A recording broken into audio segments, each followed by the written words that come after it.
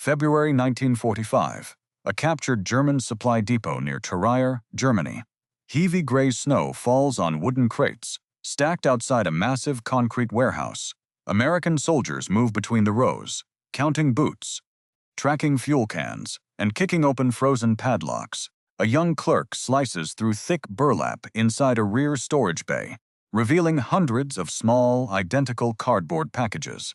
Each box bears a bright red cross and a specific soldier's name, handwritten in ink that has begun to fade. These are Red Cross humanitarian parcels, packed with food, medicine, and warm clothing, meant for starving Allied prisoners of war. But the prisoners never saw them. Instead, German warehouse workers systematically slice the boxes open, dump the contents into military crates, and apply heavy black ink stamps over the names. General George S. Patton will soon discover this warehouse, and his response will ensure the men who stole the food face the exact starvation they inflicted. This is the story of what Patton did when he found hundreds of Red Cross parcels stolen from starving prisoners of war. Before we continue, make sure you subscribe. We tell the World War II stories that show the silence that screamed louder than any shell. Corporal Maria Rodriguez was 22 years old.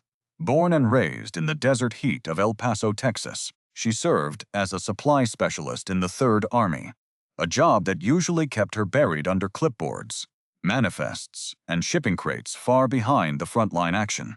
Before enlisting, she had worked in her family's small grocery store, learning how to track every single item that entered the inventory down to the penny. Her older brother had been captured by the Germans during the early fighting in North Africa, and the lack of news from his camp haunted her family every day. This personal loss made her meticulous, driven by the quiet hope that every piece of mail or clothing she processed might somehow help a soldier just like her brother. It was this sharp attention to detail that led her to notice something unusual on the wooden crates inside the rear storage bay. Oberstleutnant Fritz Bauer was 45 years old, a career logistics officer from Stuttgart who commanded the massive supply depot outside the city. He viewed the entire conflict not through the lens of ideology or battlefield glory, but through rigid, mechanical numbers. To Bauer, the global struggle was a problem of efficiency, and any material within his geographic zone belonged entirely to his distribution network. He wore a perfectly tailored uniform, unblemished by the mud of the trenches, and his leather boots shone with a high polish maintained by his staff. His records showed the systematic diversion of humanitarian goods for over 8 months, which he justified in writing as a standard redirection due to operational necessity. He genuinely believed that the Geneva Convention was a luxury for winning nations, while a desperate army had the absolute right to strip sustenance from captives. This unearned privilege allowed him to sleep soundly while overseeing a massive, silent theft. By February 1945, the Allied advance had pushed deep into the western borderlands of Germany, leaving the collapsing infrastructure of the Third Reich shattered in its wake. The German military machine was fracturing under the weight of constant bombardment, severed supply lines, and a severe shortage of basic necessities. Fuel tanks were running dry, field hospitals lacked vital medicine, and frontline units were frequently left without rations for days at a time. In this climate of total desperation, the strict protocols governing military logistics completely broke down, giving rise to systemic exploitation. Many commanding officers across the region chose to look the other way when intercepted goods entered their sectors, viewing survival as more important than international law. They allowed their units to plunder whatever resources they could find, considering the rules of warfare to be obsolete relics of a peacetime world. This widespread chaos created the perfect cover for warehouse operations to operate entirely in the shadows, far from public scrutiny. Entire shipments of humanitarian aid vanished into the military system with the stroke of a pen, absorbed by a bureaucracy that cared only for immediate tactical survival. Other American units had encountered minor supply discrepancies during their rapid advance, but most chose to press forward rather than investigate the paperwork. The pressure to maintain the momentum of the offensive meant that minor irregularities in captured depots were frequently ignored or catalogued for late review. This standard practice allowed the operation outside Trier to continue undisturbed for months, hidden behind legitimate military storage manifests. But the routine processing of captured assets came to a sudden halt inside the rear storage bay, where a single observant clerk uncovered the true depth of the deception. Captain Arthur Vance, a 34-year-old officer from Chicago serving in the Regional Logistics Command, walked into the depot supervisor's office with a thick folder of clipboard manifests tightly clutched under his arm. He leaned over the polished wooden desk, spread the inventory papers out neatly under the dim light, and pointed directly to a long column of heavily redacted line items. He looked at the German commander and asked for a clear explanation regarding the mismatched shipping stamps found on the packages in the rear bay. Oberstleutnant Bauer did not look up from his paperwork immediately, slowly finishing his signature on a requisition form before leaning back in his leather chair and crossing his hands. He adjusted his collar and stated that the items in question had been properly catalogued and processed according to standard wartime redistribution protocols. Captain Vance tapped his finger firmly on the desk, noting that international treaties explicitly prohibited the seizure of humanitarian parcels intended for captives. He stated that hundreds of boxes addressed to individual soldiers were currently sitting in the warehouse with their original labels deliberately obscured by military ink. Bauer smiled thinly, gestured toward the window, overlooking the frozen courtyard, and replied that the survival of his men in the field took precedence over administrative agreements signed during peacetime. He remarked that the chocolate kept his officers alert, the vitamins sustained the wounded men in the medical tents, and the winter coats protected his soldiers from freezing to death on the line.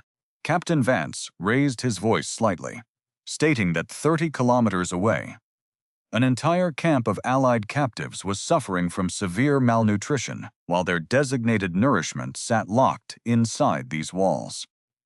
He demanded that the processing stop immediately and that the remaining shipments be restored to their original crates for rapid deployment to the prisoners. Bauer shook his head slowly, stood up to his full height, and declared that a defeated nation had no obligation to feed its enemies while its own citizens were facing starvation in the streets.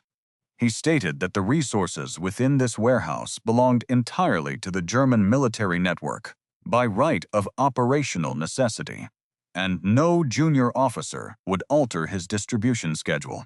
Captain Vance realized the argument had moved far beyond his authority, closed the folder firmly, and walked out into the corridor without uttering another word. He immediately instructed his driver to prepare the command vehicle for a trip to the regional headquarters to the documentation directly to the senior staff. The detailed report of the warehouse diversion reached Patton within the hour. Patton's jeep pulled up to the gate, 4 stars on his helmet, ivory revolvers on his belt. The general walked in unannounced.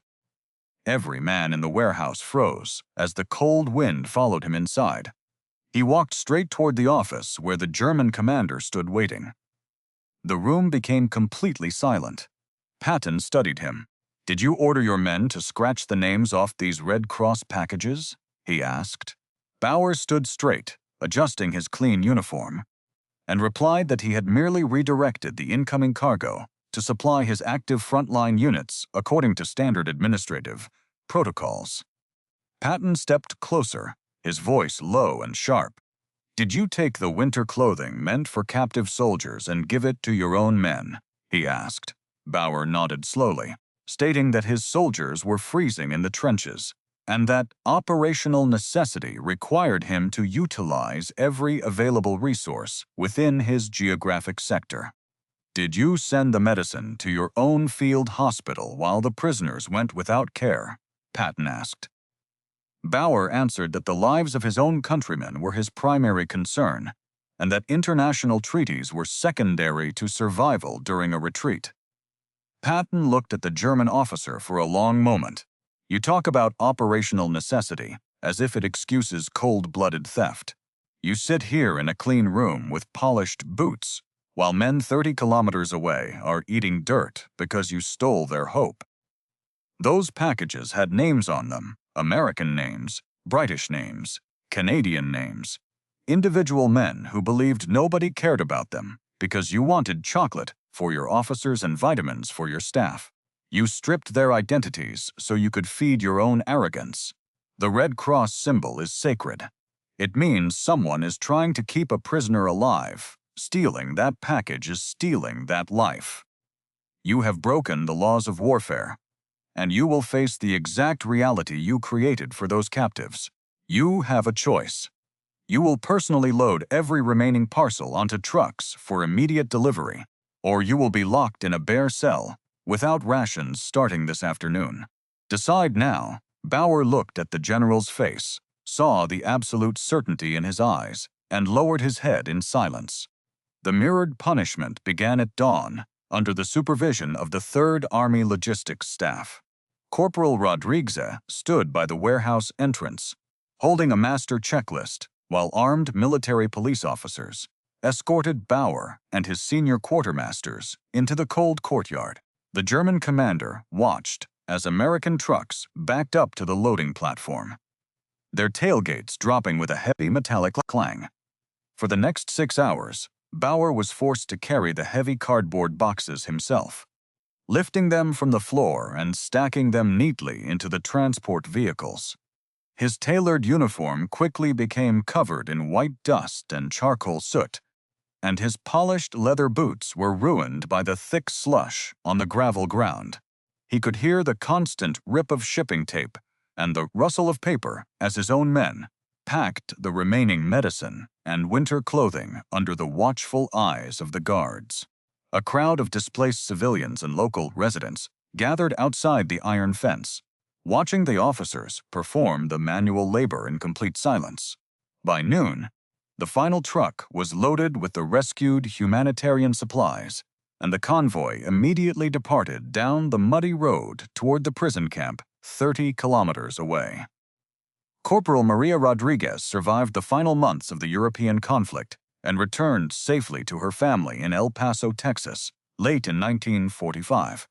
She married a local clerk, raised 3 children, and spent over 40 years running the family grocery business with the same meticulous precision she used in the Army. Her older brother was eventually liberated from his confinement, and though they rarely discussed the details of the war, she kept a small piece of original burlap packaging in her cedar chest for the rest of her long life. She died quietly at her desert home in 1994, remembered by her community as a woman who noticed the smallest details.